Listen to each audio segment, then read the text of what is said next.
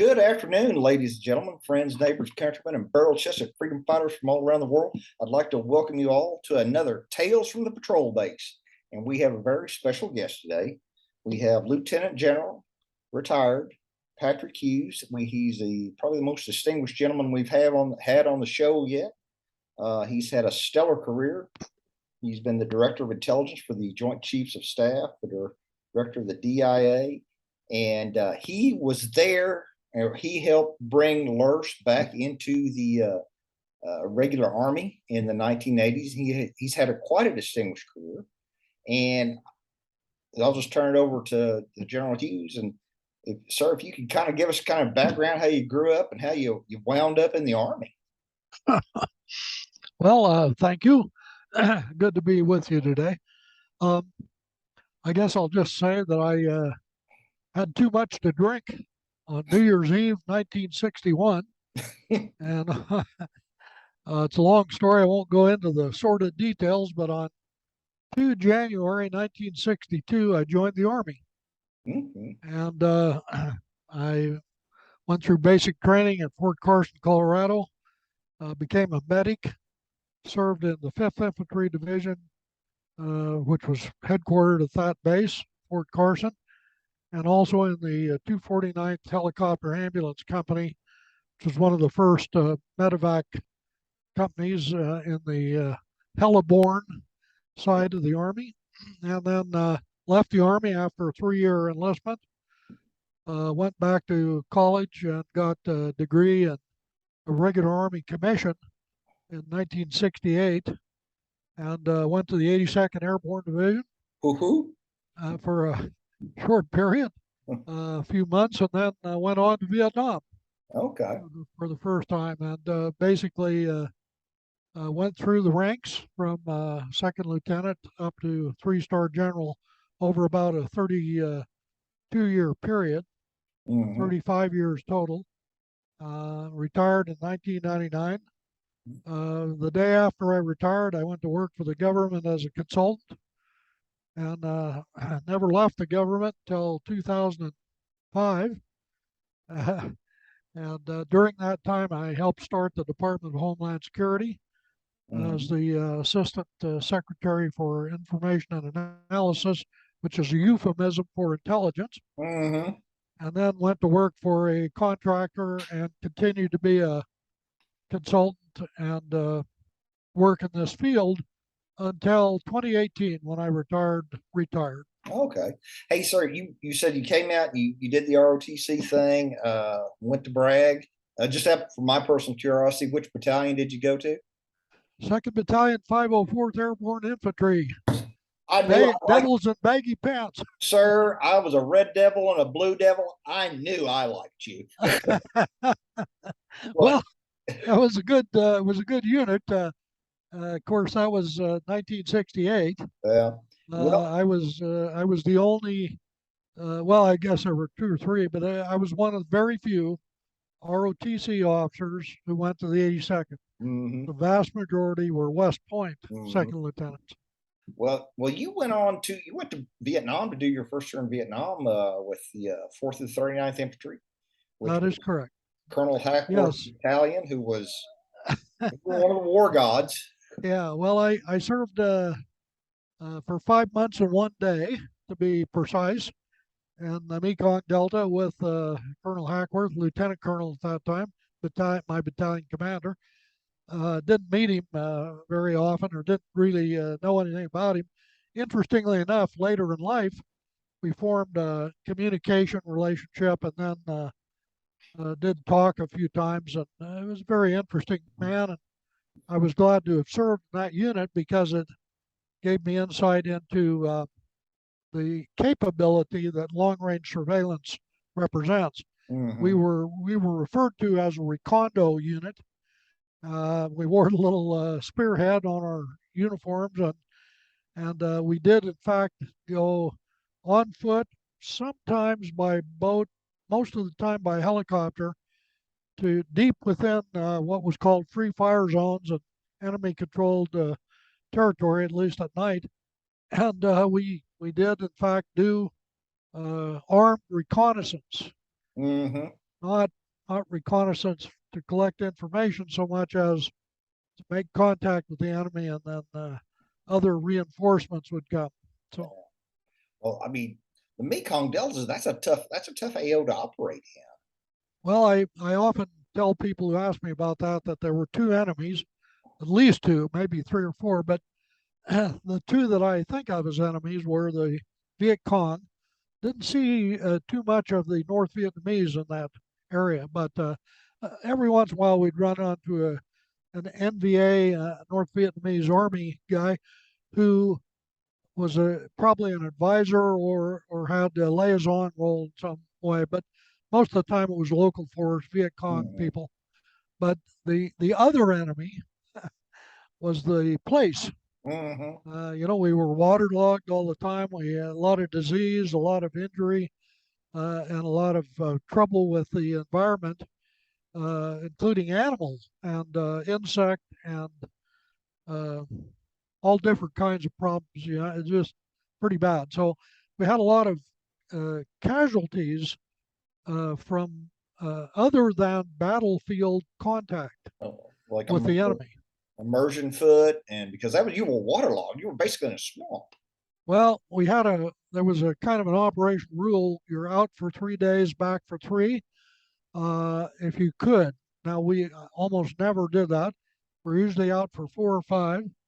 I stayed out for 12 days once, my platoon, my company, and we never recovered from it. Mm. Never. No. Wow. Mm. And then you came home and you wound up as cat going back as a captain with a very special program. Yes, I actually branch transferred in 1969, 1970 Hmm. from the infantry to military intelligence. That's a interesting but long story, which I won't repeat here. But Hmm. basically, got some good advice and changed to military intelligence, which I was more suited for. Hmm. Went to 2 or 3 training programs at. I'm a graduate of Fort Holabird, Maryland, which is a kind of an old standby in old intelligence circles, Hmm. and a graduate of Fort Bragg twice Yeah. at the John F. Kennedy Center uh, for both MASA and MATA Hmm. courses, military assistant training advisor and military assistant security advisor, and language training. And then went in the Phoenix program, known also as the Phung Long program Yeah. for those who use Vietnamese. And I served as a province Phung Long advisor and S2 advisor in Swan Lock and Long Con province in Military Region 3, which included parts of War Zone D and Dim Quan, otherwise known as Rock City, Hmm. and had a lot of contact in urban, dense urban zones, Saigon, Benoit, Swan Lake, and also in the very remote parts of War Zone D. So you got, and just for the benefit of our visitors or who are not familiar with it, but basically you all were targeting the Viet Cong infrastructure That and. is correct. The VCI, as we call them, were sub rosa persons who were not in uniform generally, although some of them were active members of the military, but most of them were members of a support element just beneath the surface. Mhm. So you didn't know who they were. They were secret, and their activities were clandestine, sometimes even covert. You didn't know who was responsible for some of the things that they did, but our job was to ferret them out with the Vietnamese Special Police Branch and with the Vietnamese Long Range Reconnaissance Unit, known as the PRU, the Mhm. Provincial Reconnaissance Unit, or the PRU. Mhm. And between the Police Special Branch and the PRU, at least as far as I was concerned, in Long Con province, we did a pretty good job. Yeah. We had Yeah. a complex environment there of, once again, urban environs and the pretty large rubber plantation, a lot of French presence, Mhm. and so we had a a difficult place to work, but a very rewarding experience for me. So it sounds like you all were targeting the command and control nodes, and to put it in GWAT, targeting command and control nodes and taking and the enablers. We were targeting anybody who was we could figure out was a member of the Viet Cong infrastructure. Mhm. And the Phoenix program has a very bad reputation, I think generally undeserved. Here's the quick premise. We would find a person who looked like they were a member of the VCI and fit the profile. Then we Mhm.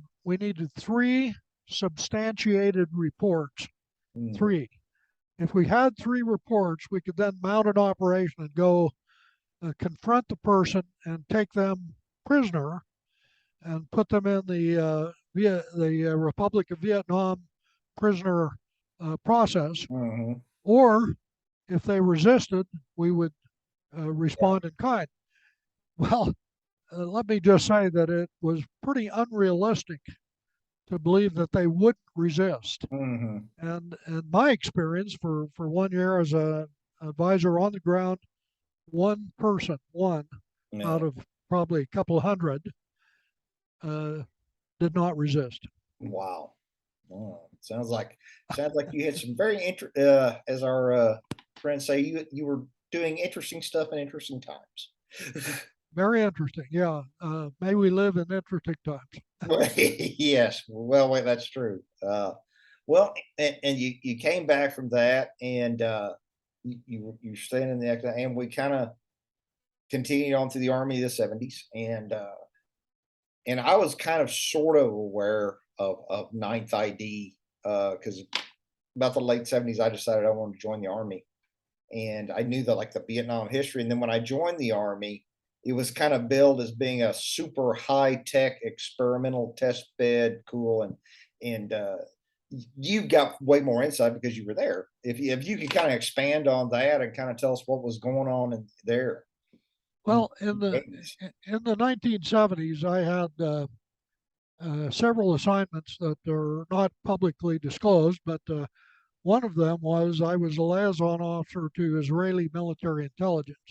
Spent Hmm. quite a lot of time in Israel and in all facets and all geographic areas of the Israeli military intelligence endeavor, Hmm. which would include Lebanon, Syria, of course, Jordan, and the Sinai and Egypt, and of course the Arab world writ large.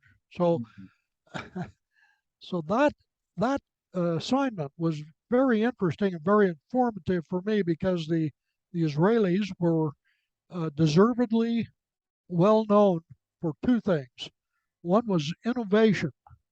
They were extremely innovative and Hmm. extremely capable of applying emerging technologies.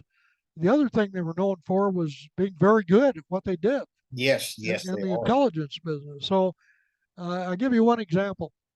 At some point, the Israelis went to Japan and bought many. I think they bought every set of Japanese naval binoculars they could find in Japan. And the reason is that the Japanese made, first of all, very good Japanese production of a binocular, a metal body, and very good lenses, very good adjustment and measurement uh, devices on it. But the key was the coating on the lens, Mm-hmm. which on the ocean, because the light reflects off the water, it diffuses the view that you might give if you don't have the right coatings on the lens.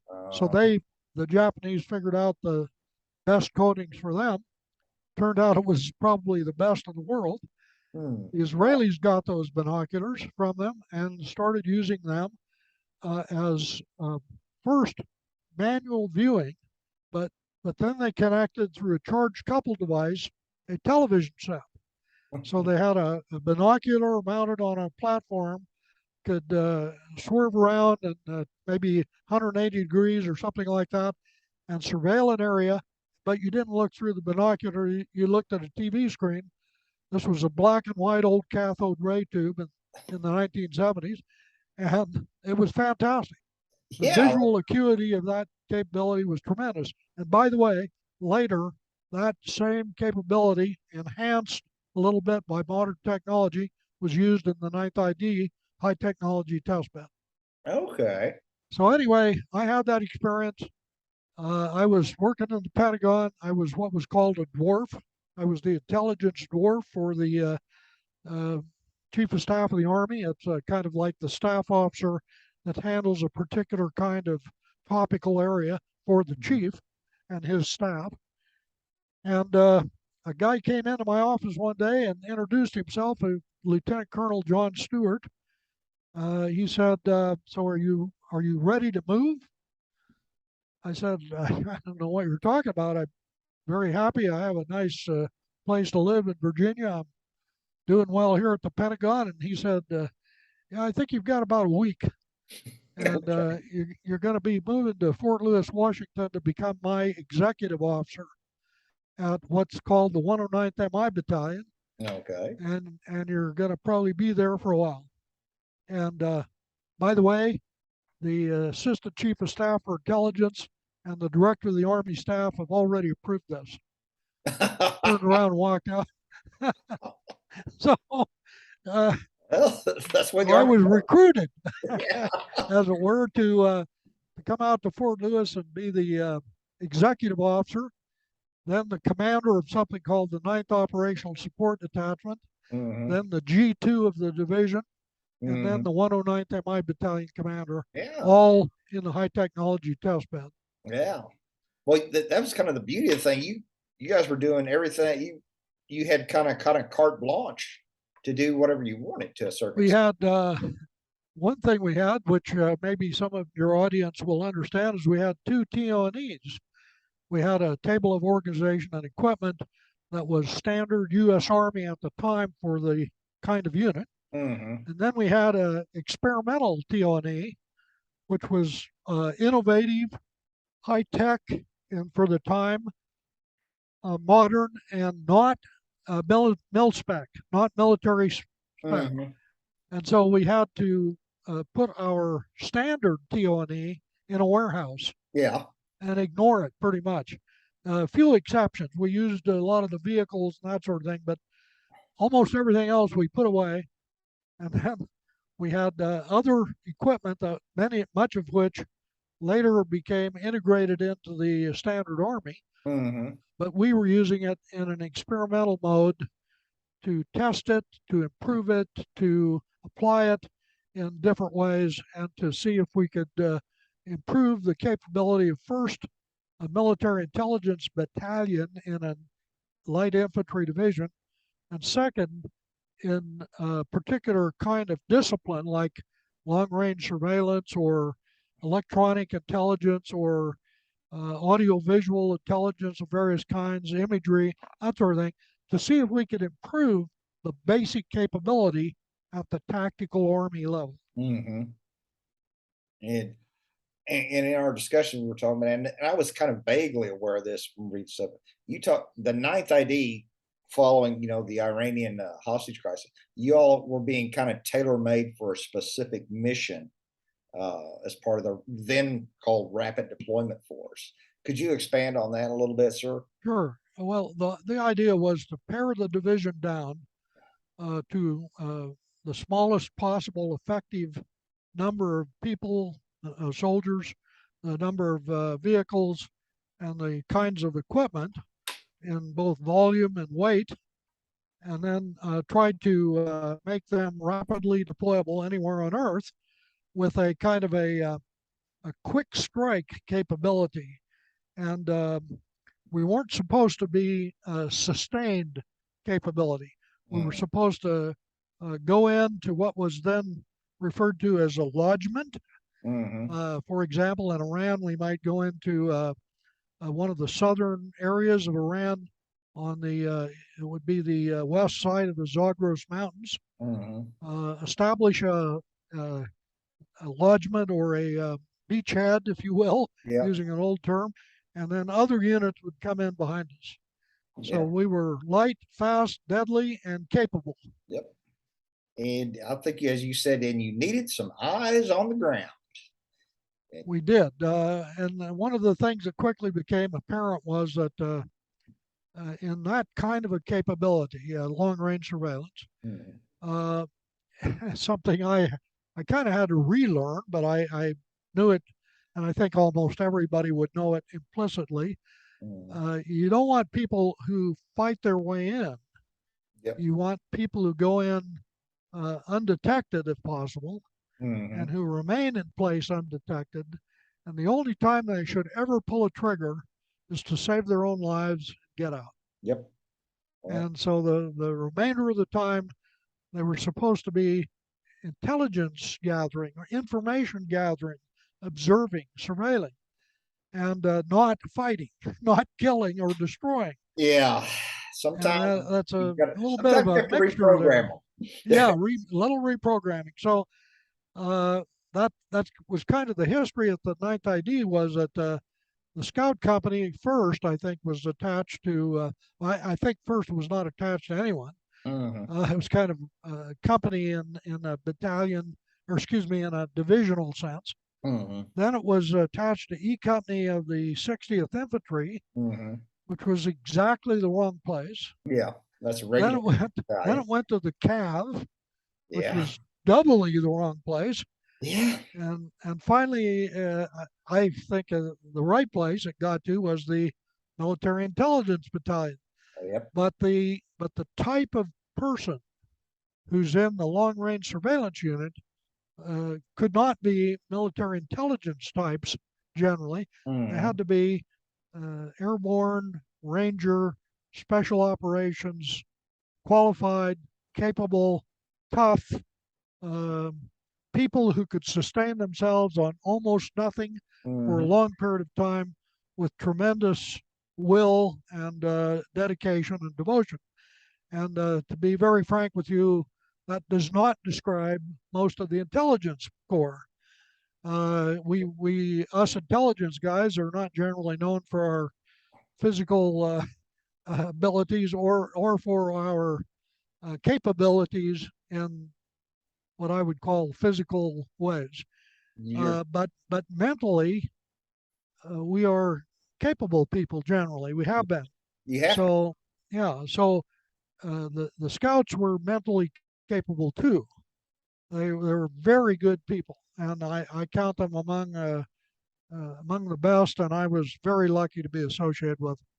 Well, I mean, when I first came into LRS, I mean, we were part of an MI battalion, and then that's towards the end of my career, we were part of a cavalry squadron, and I definitely feel your pain on there. It seems like the Army does continually relearn its lessons over and over again.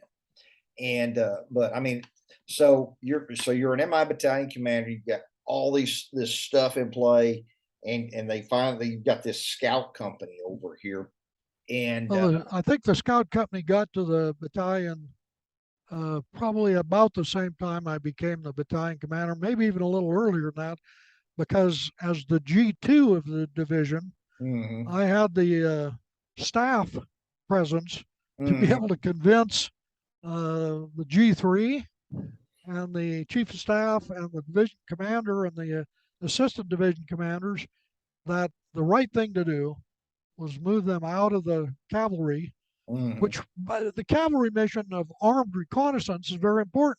It is. I get that. I got that. But that's not what these guys were supposed to Yeah, do. it's a different mindset. Different. Yeah. So I did. I will take credit for, along with others. I mean, I didn't do this on my own, but there were many others. I give a lot of credit, by the way, to the scout company commander, the forming company commander, a infantry captain named Don Richards, a tremendous guy with a Mhm, lot of vision and foresight, and his replacement, a guy named Mike Fuller, superb officer, terrific guy, and his follow-on, a guy named Scott Francis. They did they did a terrific job, yeah. and I'll have to give a lot of credit, by the way, to uh, visionary staff officers who weren't MI guys, Mhm, like Barry McCaffrey, yeah. later became four-star General McCaffrey, who was the G3 and the Chief of Staff. Gene Blackwell later became a Lieutenant General. Mhm, He was the G3 part of the time. yeah. Of course, General Elton, General Riscossi, Mm-hmm. General Peel, General Shalikashvili, General Armstrong, all division commanders. They all supported this vision. So it wasn't me. Yeah. I just happened to be the G2, and I could maybe I knew I was going to be the battalion commander. So I said, please allow the scouts to be with me, and I'll take care of them. Could you kind of describe some of the, because I'm sure there were some growing pains with it. Could you kind of describe some of the growing pains in that time frame? Because y'all were again running wide open. I mean, you were writing your own doctrine and taking stuff from Vietnam and the Ranger Handbook and just running wild. It's awesome. Well, we had several exercises, and we had access to the National Training Center occasionally. We also deployed in other parts of the United States, but the big place we deployed is in Washington State, Up to Yakima. Yakima Firing Center, and in national forest areas Mm-hmm. near that part of Washington State, central Mm-hmm. western Washington State. And a tremendous training area and great capabilities. And I really believe we had probably the best of all worlds. Yeah. And we did, I think this unit was somewhat unique in that we had what I would call water training, mountain training, Mm. river training, which is different than water training, Yeah. and we had rough terrain parachuting, Mm-hmm. which is not for the weak of heart. No, it is We not. had heliborne inserts, we had vehicular inserts, we had land inserts by foot march, and we had, of course, quite a bit of parachuting. So um, this was a great capability, all in one place. And Mm-hmm. the what you've touched on a couple times, we weren't limited or we weren't constrained Mm-hmm. by the old way of doing things. Yeah. Now, were there, and I'm sure like you, as you were putting, there was probably cross pollination because you had Second Ranger Battalion there, you had first group Uh, standing up there, or were Not they much, kind of, not much, not uh as far as I could tell. We did have people who came and went, huh, but the units, no, not much at all. In fact, okay, I would say once again, a lot of the doctrine came. Most of these guys were ranger mm-hmm. qualified, as an example. So fieldcraft Mm-hmm. would be, a lot of it would come from ranger training, ranger school, ranger experience. Mm-hmm. There were very few combat veterans, Yeah, very few. Uh, Most of them were not yeah, combat veterans, but they were. So the cross pollination was kind of accidental, but by unit, no. yeah. Okay, well, yeah. Well, I mean, they have different missions as well, and they're both Different missions, different yeah. things to do. Yeah. Yeah. If we talked a little bit about in our conversation, there was a unique. The Secretary of Defense came out to visit the Ninth ID and see what was going on down there. Yeah. We had an exercise. I believe it was called caber toss. Uh, I'm not positive of that, but Casper Weinberger was the Secretary of Defense, and Hmm. he came to visit. And part of the visit was a display Hmm. of units and capabilities that represented something unique Hmm. about the high technology test bed. And personally, I think there was a lot of resistance in the larger military, or the Army certainly, and in the military writ large Hmm. before he came. But when he came, among other things he saw was several scouts in full camouflage Hmm.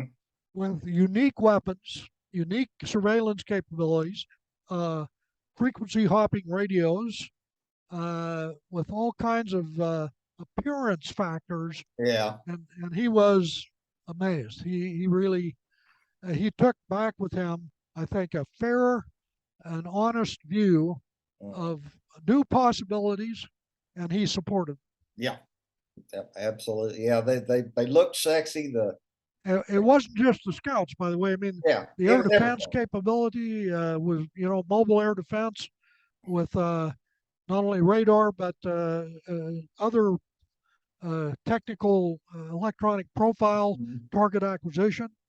He took away the fast attack vehicle The with the Fabs. tow. Oh yeah, the Chenoweth vehicles. Yeah, with the tow mounted on them.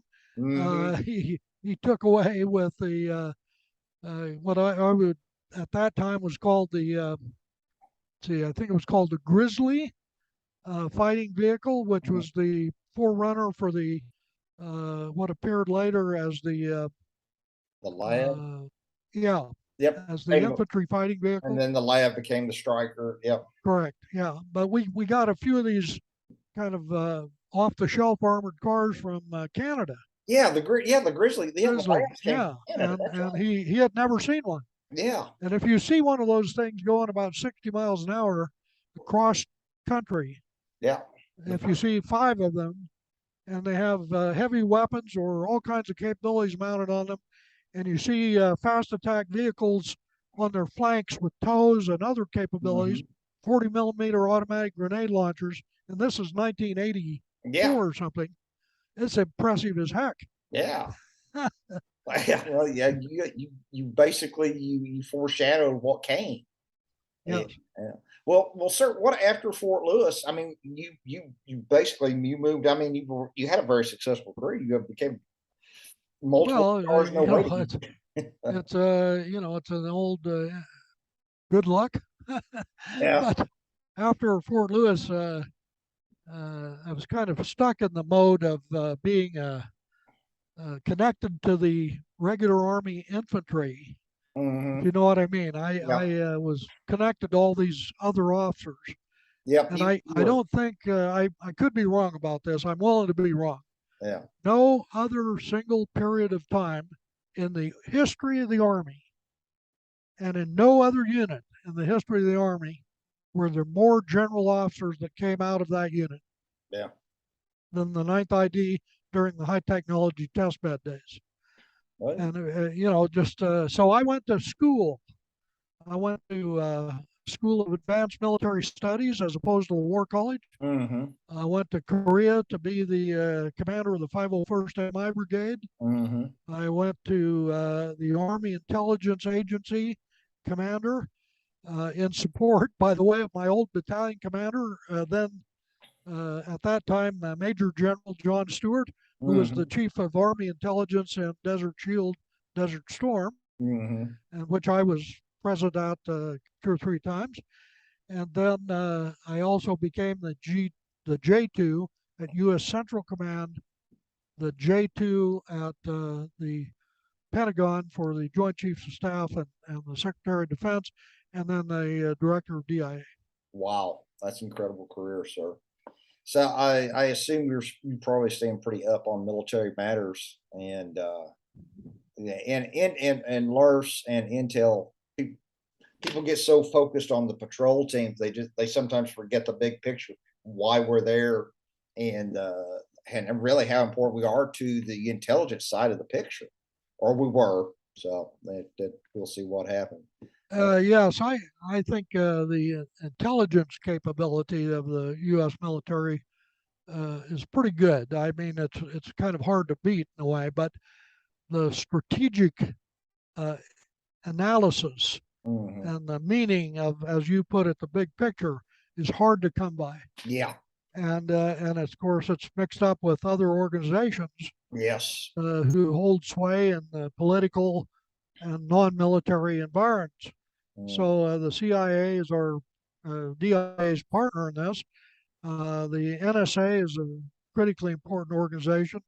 The National Imagery and Mapping Agency is vital. Hmm. And there are others, and each service has their own intelligence organization.